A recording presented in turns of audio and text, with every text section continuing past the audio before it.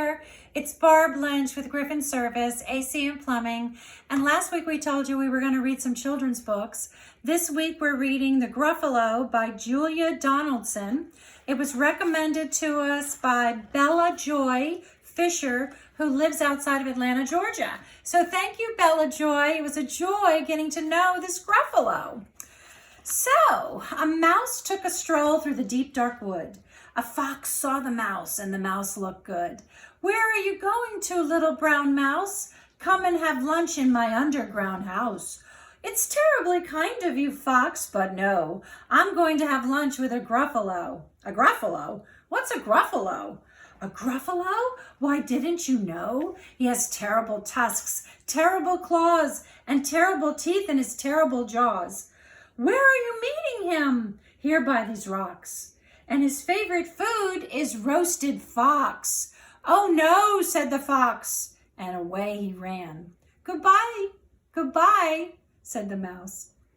Silly old fox, didn't he know there's no such thing as a Gruffalo? On went the mouse through the deep dark wood. An owl saw the mouse, and the mouse looked good. "Where are you going to, little brown mouse?"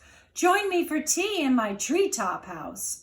"It's frightfully nice of you, owl, but no. I'm going to have tea with a Gruffalo." "A Gruffalo? What's a Gruffalo?"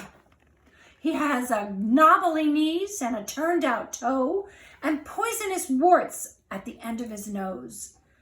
"Where are you meeting him?" asked the owl. "Here by this stream, and his favorite food is owl ice cream." "Oh, owl ice cream? To wit, to woo. Goodbye, little mouse," and away owl flew. Silly old owl, doesn't he know there's no such thing as a Gruffalo? On went the mouse through the deep dark wood. A snake saw the mouse, and the mouse looked good. "Where are you going, little brown mouse?" "Come for a feast in my log pile house." "Oh, it's so wonderfully good of you, snake, but no.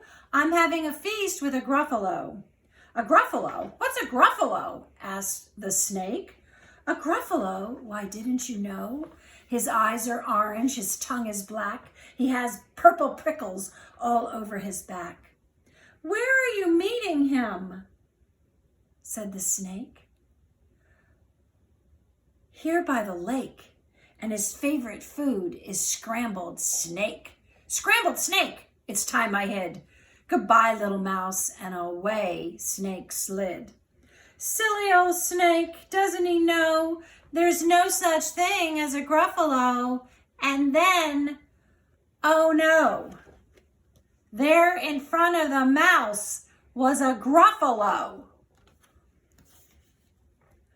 "Oh my," said the mouse. The Gruffalo said, "My favorite food. You'll taste so good on a slice of bread."